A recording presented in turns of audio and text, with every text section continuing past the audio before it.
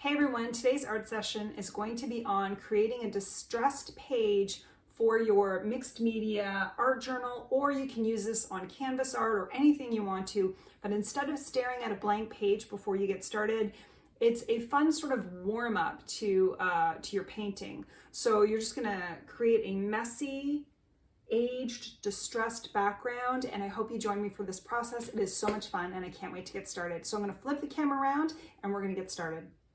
Before I begin any art journal page, I prep it. I prep it by gluing some pages of the art journal together to hold the amount of work that I'm going to put on there. And then I glue some old book pages from ruined books. I just rip out the pages instead of throwing them in the garbage.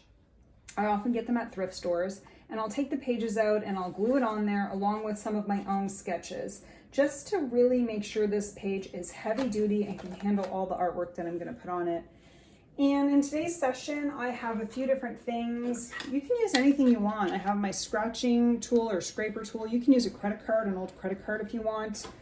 I have just a palette knife that I use for scraping, old paint brushes of different sizes, and I have like this little roller brush. You can just get these at the hardware store. And then I have some cool stencils that I haven't used these in a while. I've never used this one, but I have other ones. I actually really like the look of this stencil, which I will probably use. But we're gonna just create like a grungy aged look, and I'm just gonna jump right in. And the first thing I'm gonna do is I'm going to use some white gesso. You can get gesso anywhere. This is a really good price point, the Liquitex Basics acrylic gesso.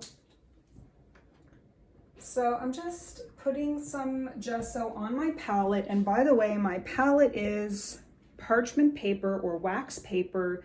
You don't need anything fancy. I find that helps with cleanup. Really easy to clean up. Now, I've poured my gesso onto my parchment paper or wax paper, and I have my brush, and I'm just gently going over it. Since this is the first layer, and if you're into mixed media, or if you like, collage work, even on canvas or paper, that first layer, you don't need to be, overly thoughtful about it, because a lot of it's going to be covered up anyway. It's that first step of letting go, and it's a nice warm up when you're painting. I love the effect of this paper. And one of the things I said in my last video was like, if you cover up the paper too much, you can always put more paper on, especially with an art journal. This is a lot of fun. Okay, so that's my first step. Now I could wait for this to dry, but because I'm creating sort of an aged look, I really just don't feel the need to do that.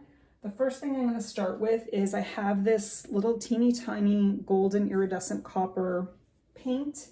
I think it's like a sample size. I got it probably in I think it was like a golden acrylics class that I took. And I just sort of added it, and I'm just putting it on there because I'm looking for like an aged look. Usually the corners are darker. If this was aged paper, you could use any kind of brownish color for this.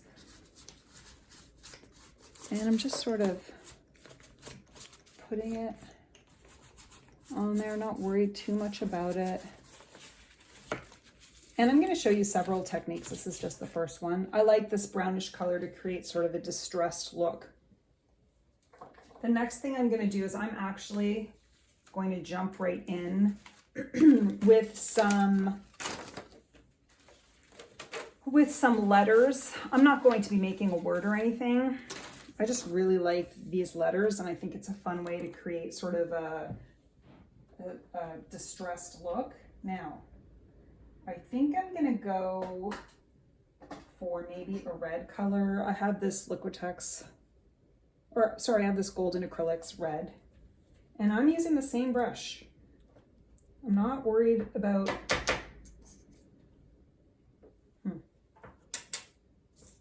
Okay, I'm using the same brush. These are just the first layers. They're going to be probably covered. Not all of it, but some of it. So I'm just sort of putting it on there. Oh, I really like the way that looks. I love red. And this is the first step to this. I think I'm going to use, I hope I can find the same, I think I found it. I don't know. Ooh. No, I didn't. Okay. There we go. I'm going to use this one. And I'm going to go in on the second page. And I'm just going to plop it in there. Not thinking too much. Because this is going to be a background page. And I'm kind of keeping the color palette simple. I don't want to go overboard because I don't want it to be overwhelming, even though I know this is going to be covered up at some point.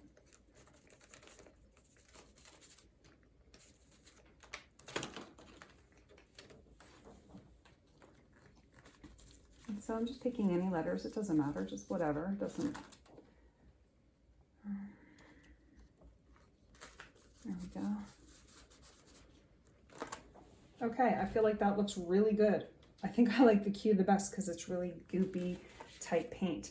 What I'm gonna do now is get the hair dryer to this and dry it before I start on the next level. Or I'm gonna get the hair dryer and dry it before I start on the next layer. The next part is I have some titanium buff and some white.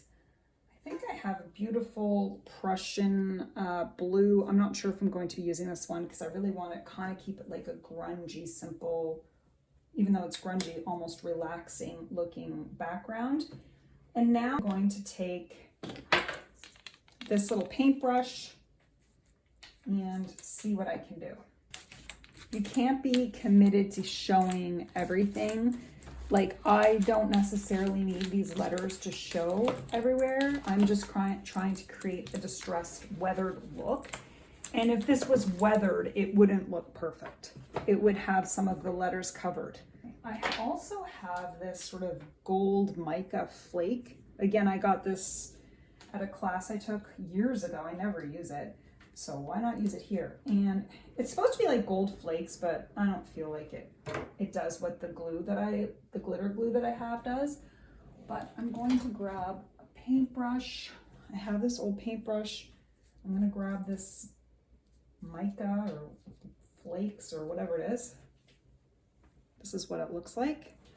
And I want to create a sort of messy, I think it's good for creating a messy look as your background, weathered, aged, grungy sort of background, but I guess a glitter grunge.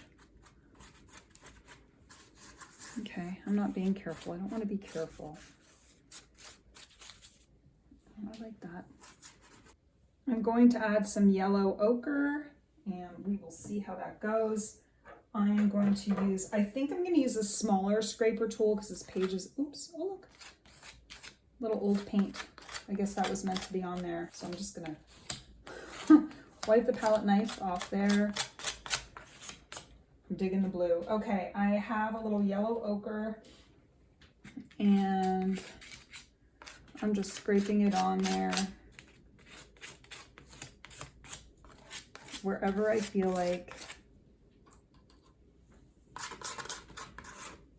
I'm not committed to having it look a certain way because then you start getting frustrated. So I'm just committed to basically making a mess right now. And now I'm going to add some white onto it. So I have a bit of thicker white here. And I'm going to just add the gentle.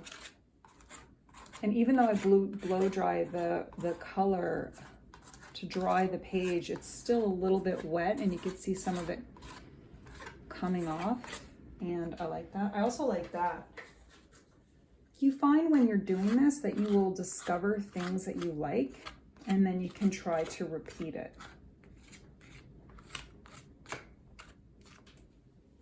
And so that's what I'm doing here. Just a thick layer of white.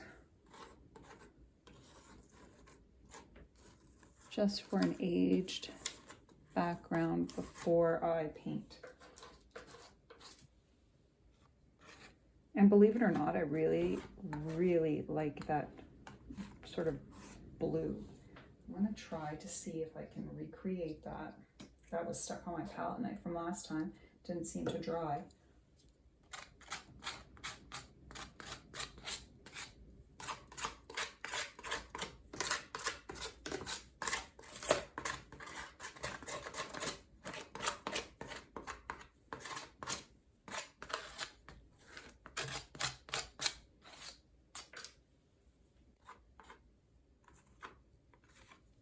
Some white there.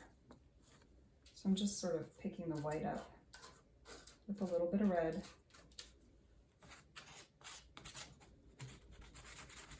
Maybe a little yellow. All right.